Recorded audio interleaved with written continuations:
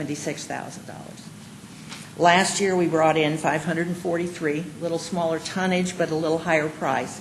But I would say that's well over what we budgeted for.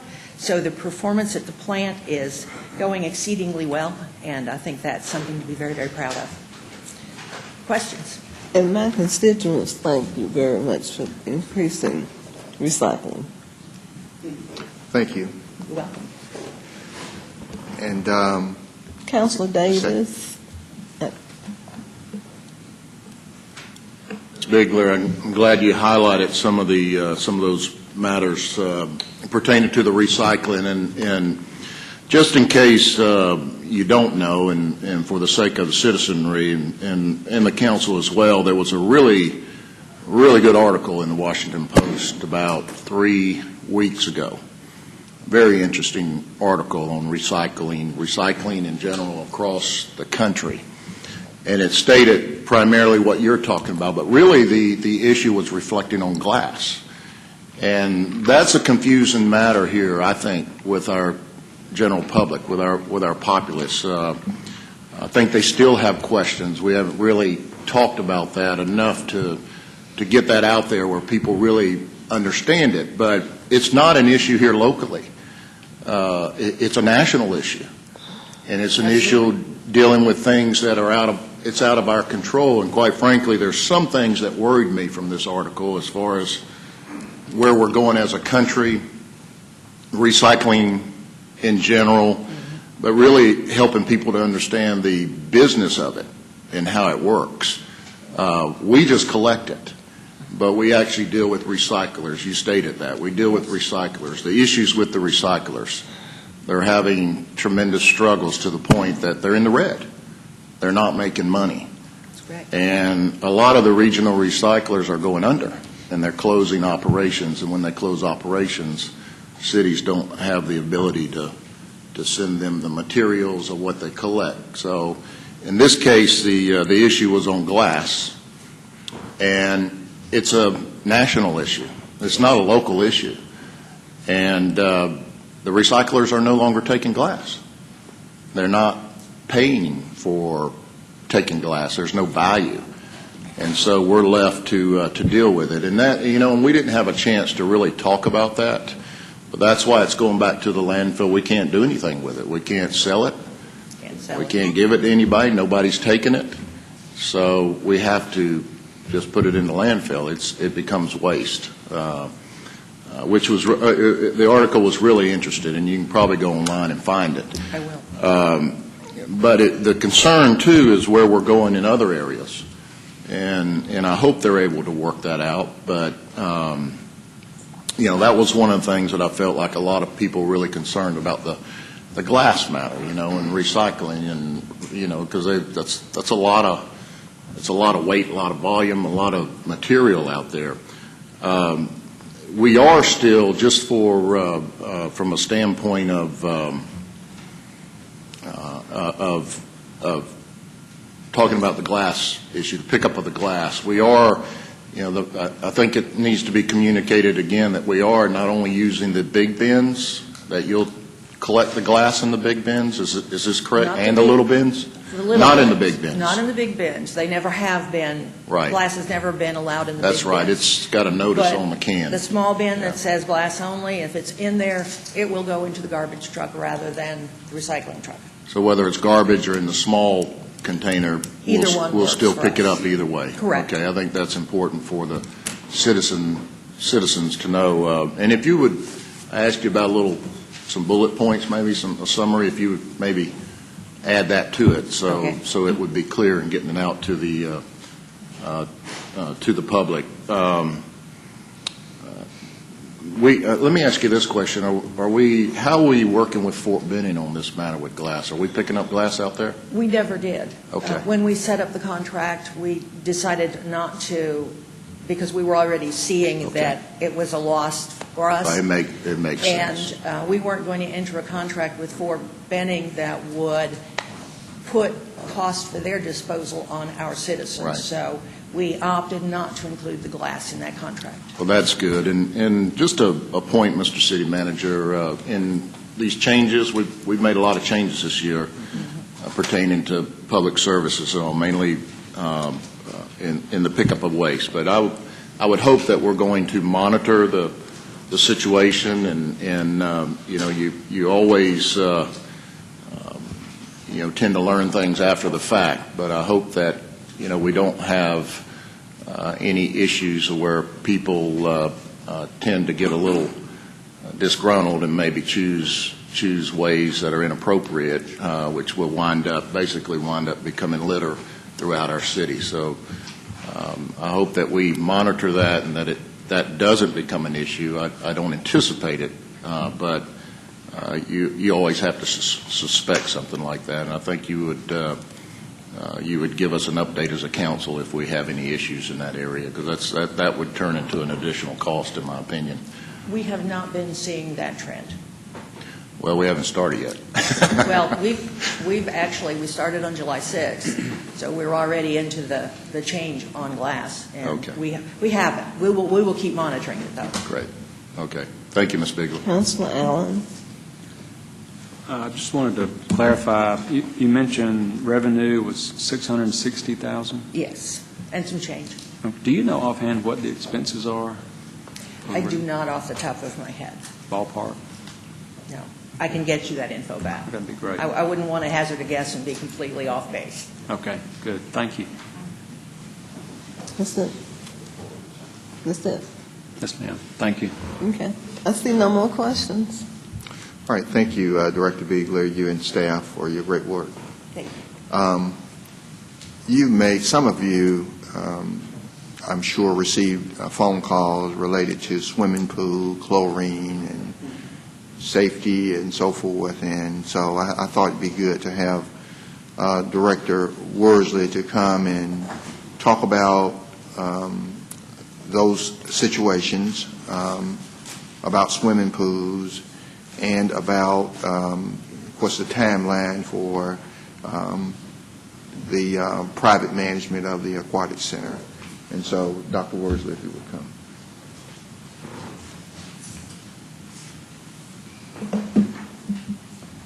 Good morning.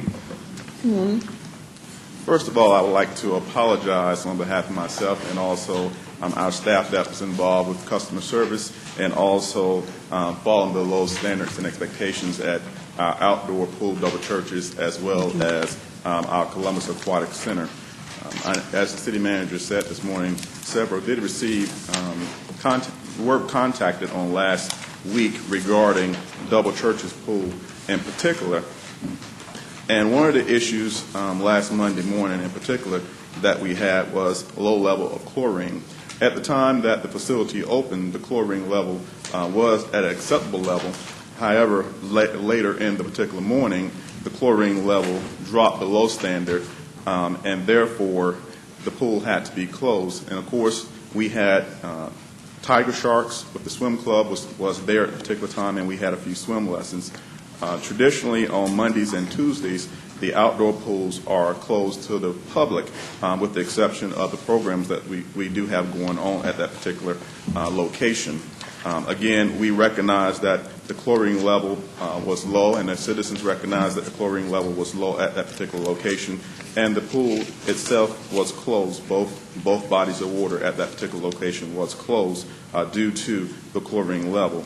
Throughout last week, in addition, we had to make sure manually that we adjusted the chlorine's level. So therefore, each time we had to manually adjust the chlorine's level at the particular outdoor pool, double churches, we had to close the pool for a duration of time. It could be for 15 minutes, it could be up to an hour, depending on the level where the chlorine could potentially be, particularly if it was below 1.5 to a 5 range.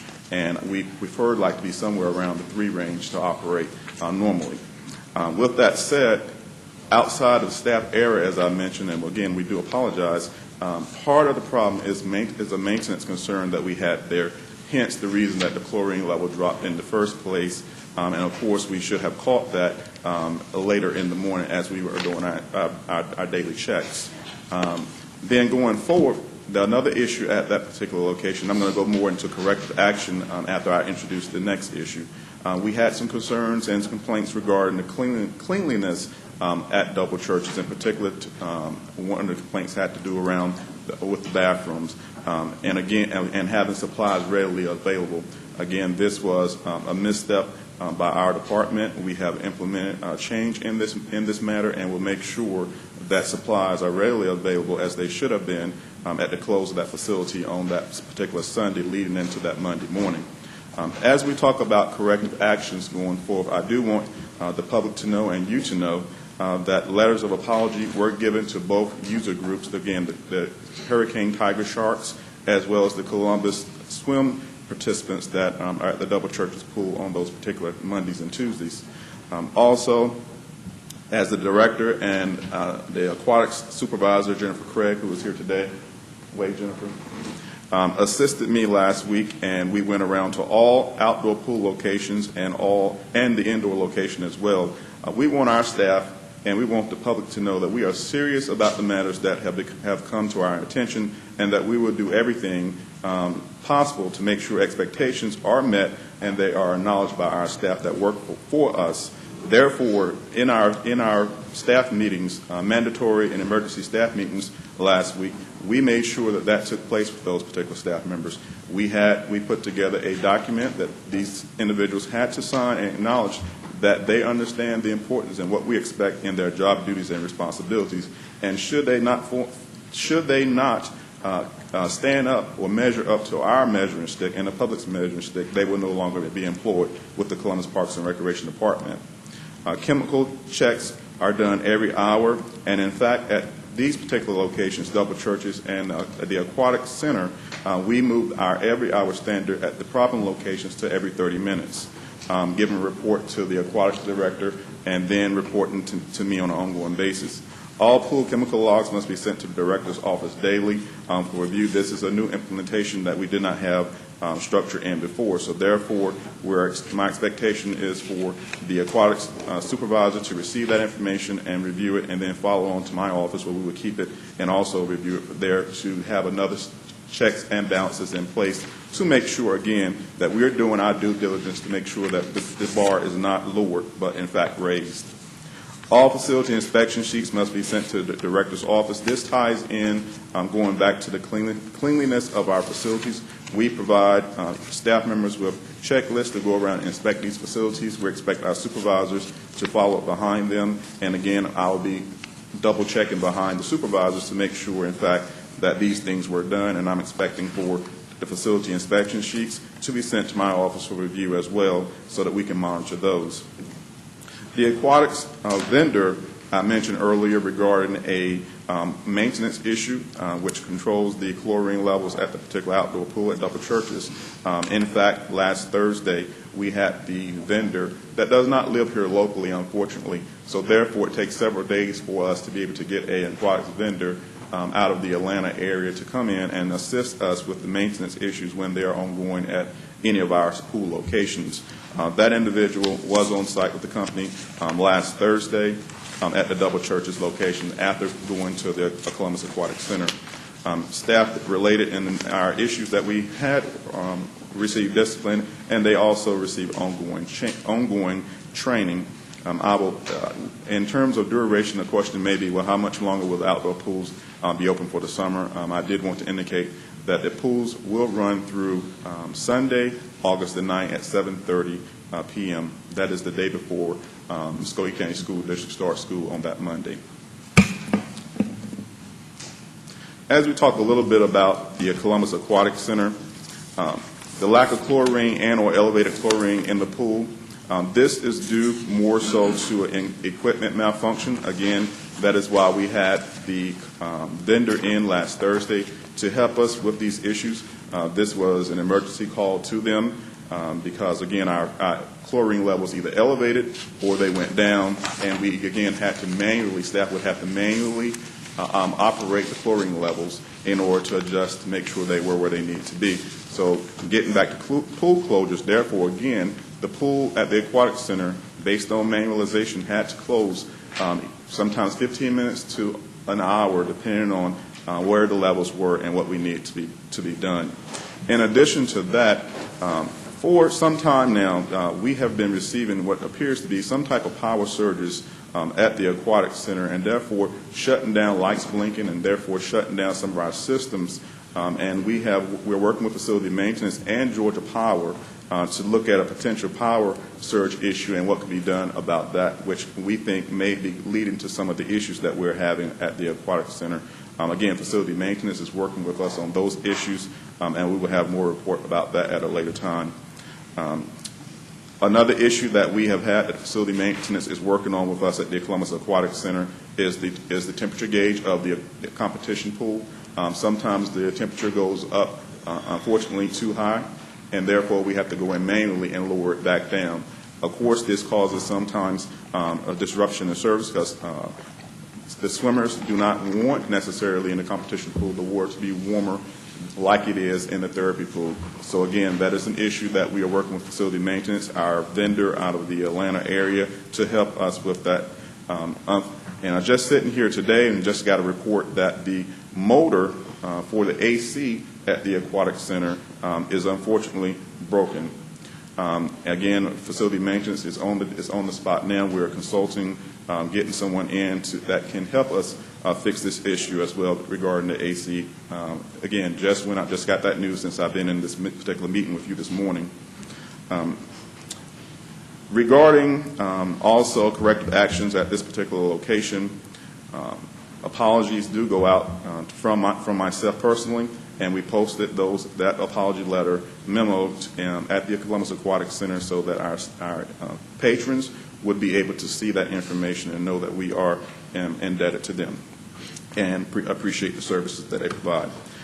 Aquatics vendor, again, as I mentioned earlier, did arrive this past Thursday, July 9th, to fix the chlorinator, which was the outlier problem at the Columbus Aquatic Center.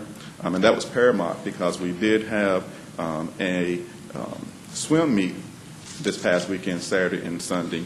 And I will add that the swim meet was very successful, and we received glowing remarks from these Columbus Hurricanes in regards to that this was the best swim meet from a management perspective that they have had since the Columbus Aquatic Center has been in existence. So we do appreciate those accolades from them. In addition, we are continually to check chemical levels every hour. As I mentioned, this was one of our problem locations.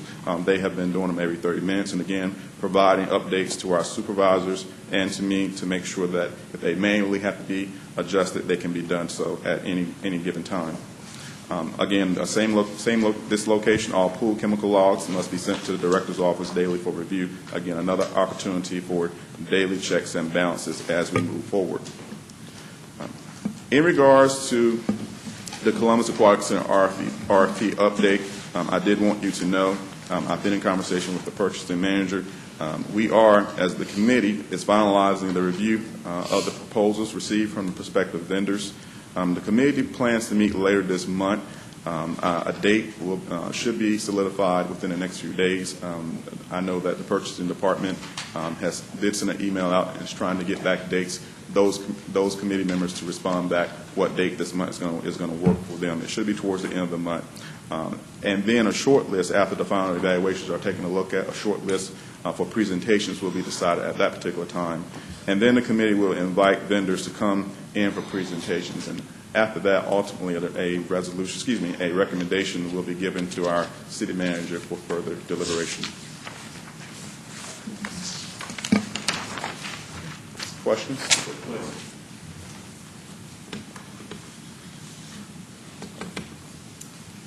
Thank you, ma'am. And this comes awful close to micromanaging, so I apologize. A suggestion, I don't know who's on the committee, but I know we have a guy that works at the Civic Center that had run pools for years, and I would think that the more people with some technical experience of having operated the pools in the past, hopefully they're included in the committee that's doing the evaluating and not just department heads who may or may not have any, they might have some learned or acquired knowledge, but I think it would be better to have folks who have practical knowledge. I guess he still works at the Civic Center. Brian Giffen, Mr. Giffen, he worked with Parks and Rec for years and ran pools. And I would think he'd be, not telling you to put on a committee, but I think it would be helpful to have folks who actually have experience operating pools on Yes, that. sir.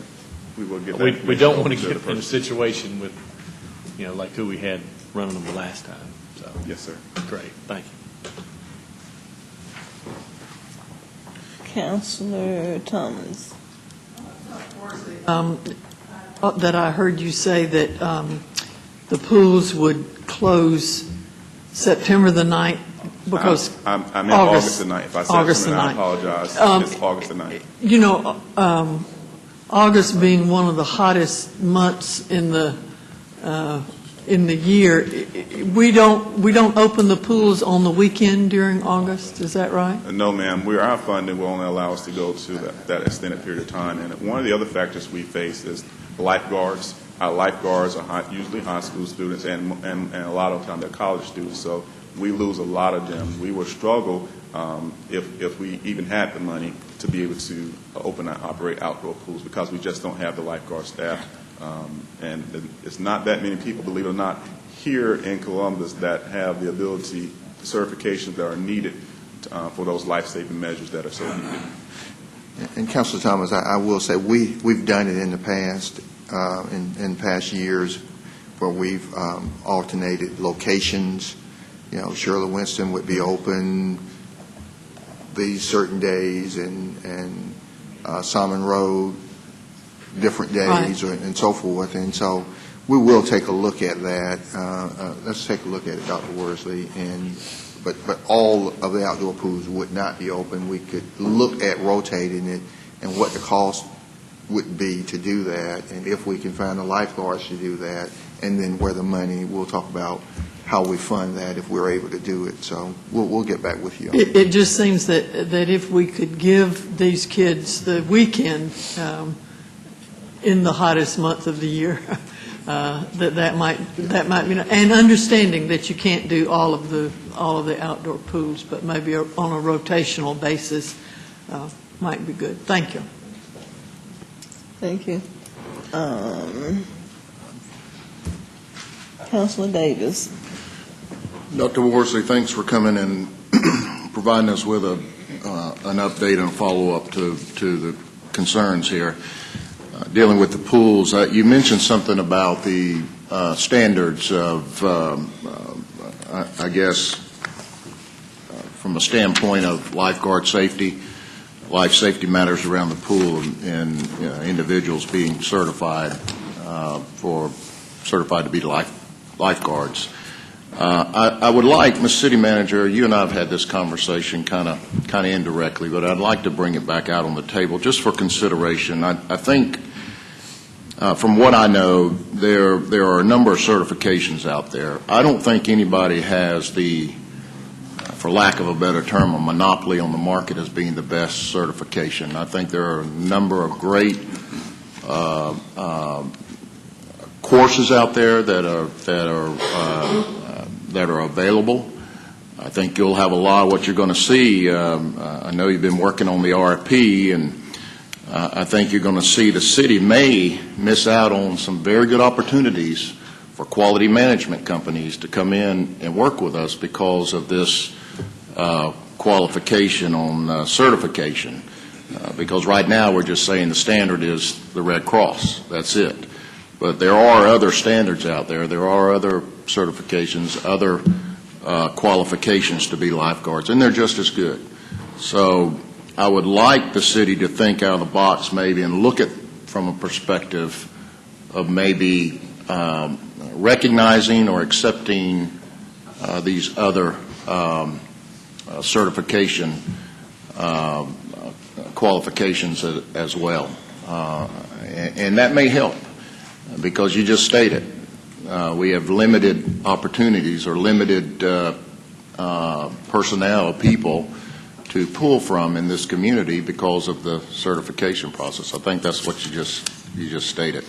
So, and that being said, that may be something that we might want to look at that could help in this situation, and also could help us from finding the right person we need to manage our facilities. Thank you. Thank you. I see no more questions. Thank you, Dr. Worsley. Thank you all. Thank you, Dr. Worsley, you and staff. Mayor Pro Tem, that concludes my agenda. Thank you, Mr. City Manager. Madam Clerk.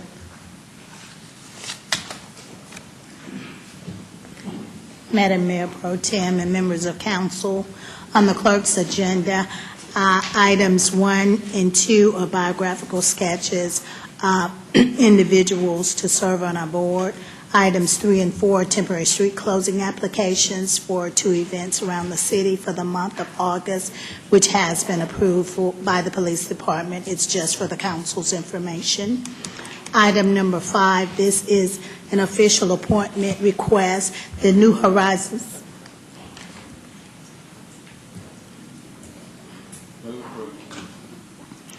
I'm waiting on a second. We have a motion on item number 5, the official appointment. They're requesting that Mr. Ed Harbison be appointed to serve on the New Horizons. I need a second. Thank you. It has been properly moved and second that we officially appoint Senator Ed Harbison to the serving the New Horizons Mental Health Developmental Disabilities and Addictive Disease Community Service Board. All those in favor say aye. Aye. All those opposed, nay. Thank you, it passes. Item 6, the Region 6 Advisory Board are requesting that Mr. Frank Dunford's seat be declared vacant due to his lack of attendance. All those in favor say aye. Those opposed, nay. Item number 7, this is a letter from Mr. Bill Clyott. He is requesting an honorary sign be placed on or near Torch Hill Road in honor of Dr. Francis.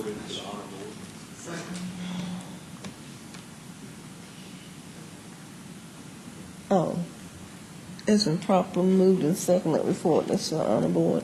All those in favor of that motion say aye. Those opposed, nay. Minutes of various boards can be received. I had one question on sending stuff to the honor board. I thought, didn't we pass something that said that in order for something to be considered, that the individual had to have some specificities for that area?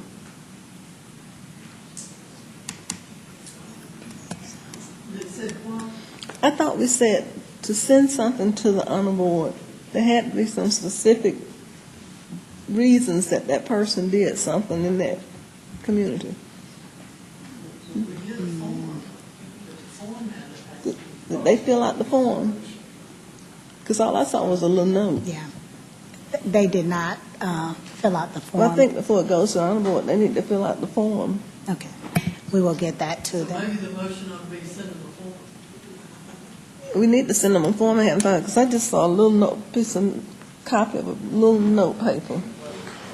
Okay, we'll send that form to them after the meeting today, because the Board of Honor is scheduled to meet one day this week, actually tomorrow. Yeah.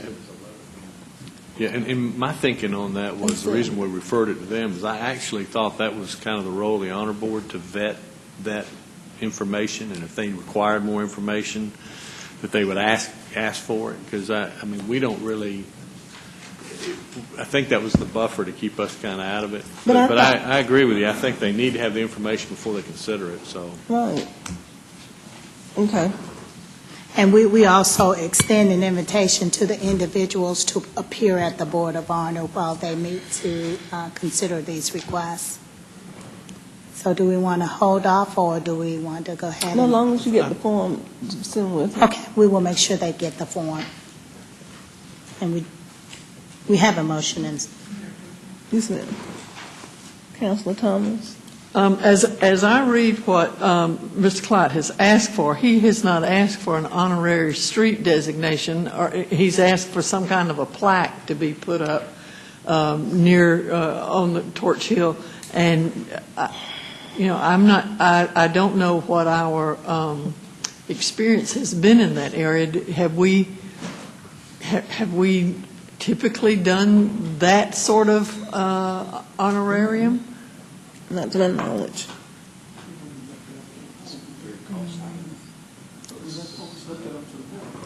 I don't know, but this is almost different than what we usually set for Yeah, on from board. what he's asking, he's not asking that it be an honorary street naming as we've had in the past. So I still thought that that's what the board was for. I'm along with them, and I thought that that was the board purview, that we just sent it to them and they got it. That's what I thought.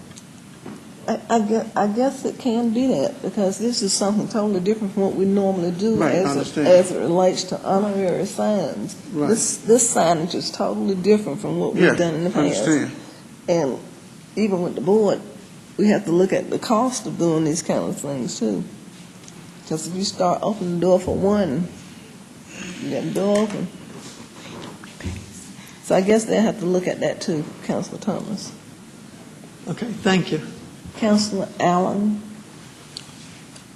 Well, I had the same question Councilor Thomas had. It doesn't appear that he's asking for that, but my understanding is the cost to erect a plaque is a considerable amount. Thousands of dollars, that's what I heard, but I'm not sure. I don't know if we budgeted anything like that, but it doesn't matter whether we send it to the Board of Honor or not if we don't have the money.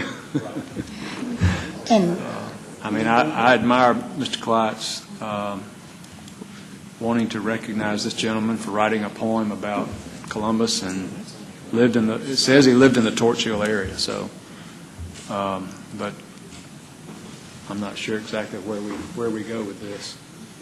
And I know Councilor Allen, whenever the applicants request honorary street designations, they do have to bear the cost for those signs. And I believe the last plaque that was done in the Civic Center, I believe the applicant did also bear that cost, but I will check to make sure. Okay. Councilor Henderson?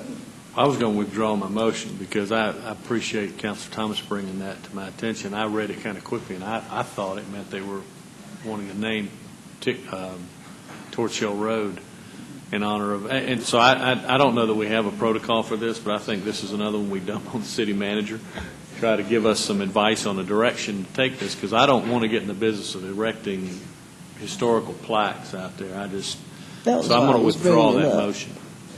because it was totally different from what we It normally is. deal with. I read it wrong. I apologize. So you withdrawing your motion? Yes, ma'am, I am. Okay, so you recommending that we, I'm recommending that the city manager take a look at it and determine whether or not there ought to be a procedure for requesting an honorary plaque. okay, are there any objections to his recommendation? So your recommendation will go forward. And the city manager will bring that recommendation back to us, not on this specific, but on how to handle issues Right. like that. Okay. Thank you. Okay, Madam Mayor Pro Tem, we have a motion and second to receive the minutes. All in favor of receiving the minutes, say aye. All opposed, nay. Thank you. On our board appointments, on the Board of Water Commissioners, Ms. Carolyn Rutland, she is not eligible to succeed herself. This is council's appointment. We'll need a recommendation for her seat. Convention and Visitors Board of Commissioners, Ms. Shelley Dean is eligible. The mayor is working on a nominee for that. Mr. Dan Park, mayor is nominating Ms. Allison Cox. She can be confirmed. It's been properly moved in second confirmation. All those in favor say aye. Those opposed say nay. On our Downtown Development Authority, Mr. Billy Blanchard and Mr. Alan Tabor have been renominated. They can be confirmed. It's been properly moved in second that they be reappointed. All those in favor of that motion say aye. All those opposed, nay. Thank On you. our Hospital Authority, we now have the three nominees to consider for Mr. Paul Todd's seat. I need a motion to forward these to the authority. It has been properly moved in second. All those in favor of passing it forward, say aye. All those opposed, nay. Thank you, it passes. On our Taxi Cab Commission, Mr. Peter Bowden's term will be expiring, and he is eligible, has been nominated. He can be confirmed. I need a second. It has been properly moved in second that we accept the nomination of Mr. Bowden. Tax Capital Commission, all those in favor say aye. All those opposed, nay. Passes. And we're still working on these other two seats. On our tree board, Mr. Jerry Cummings and Miss Candace Wyman has been renominated. They can be confirmed. It's been properly moved and second. We nominate Cummins and Wayman. All those in favor say aye. All those opposed, nay. On our Youth Advisory Council, we can now begin receiving nominees for the upcoming school year. We have our District 2 representative, Mr. Philip Adams.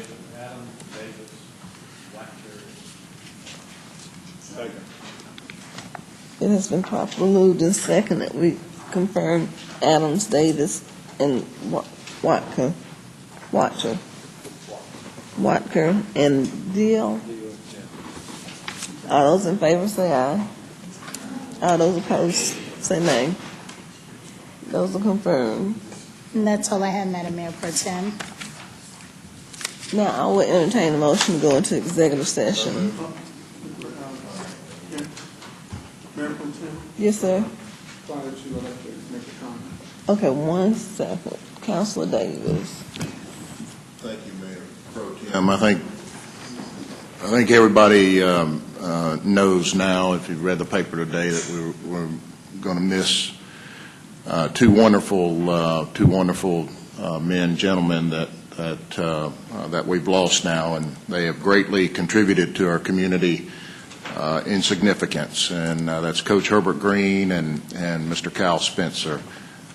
Two wonderful folks, and might I say our prayers and condolences go out to their families, friends, and relatives, and certainly we'll be thinking about them. But it should be noted here today that both of these gentlemen have contributed tremendously to the betterment of our community, and their significance will go on for years. And I would like both to ask the mayor, I'm sure she'll do a proclamation, but I think it's appropriate for the council to do a resolution as well in honoring these two great citizens that we will greatly miss.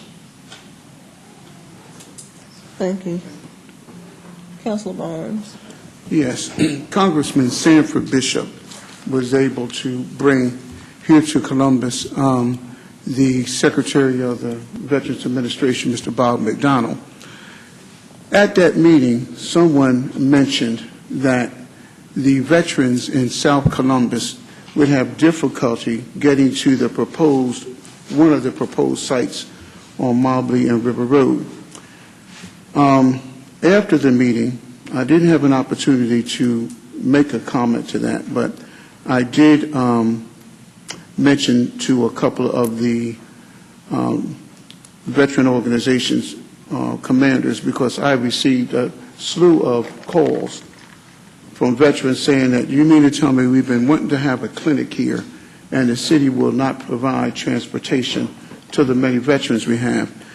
And what I told them is that this is a veteran-friendly city, both the mayor and every councilor here, and that if any veteran needed to get there, we would make sure that we got transportation. I talked to the city manager, who was at the meeting but left before the comment, and I called the mayor. The mayor said, please, at the next council meeting, Councilor Barnes, would you say, tell to the veterans, bring it to council, and let the veterans know that wherever the clinic is, that we will definitely provide transportation there. She also said that in Ms. Hunter's presentation that she's going to get to address that issue. Because I got a slew. You know how long we've been waiting for a clinic. And this city would be greatly remiss if we didn't provide transportation. I just wanted to correct that. And I also got the email address to Mr. Bob McDonnell. So we need to let him know that this is a veteran-friendly city. And that person definitely misspoke. Thank you. I entertain a motion to go into executive session for litigation. It has been properly motion and second that we go into executive session for litigation. All those in favor say aye. Those opposed, nay.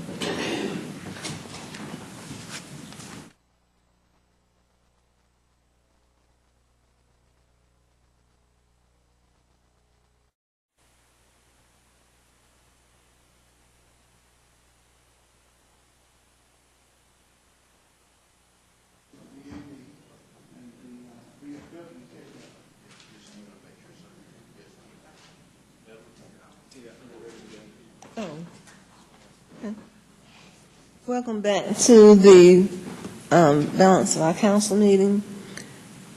We just finished executive session, no votes were taken. Discussion was litigation. It has been properly moved and second that we adjourn. All those in favor say aye. Those opposed, nay. Thank you and have a good afternoon.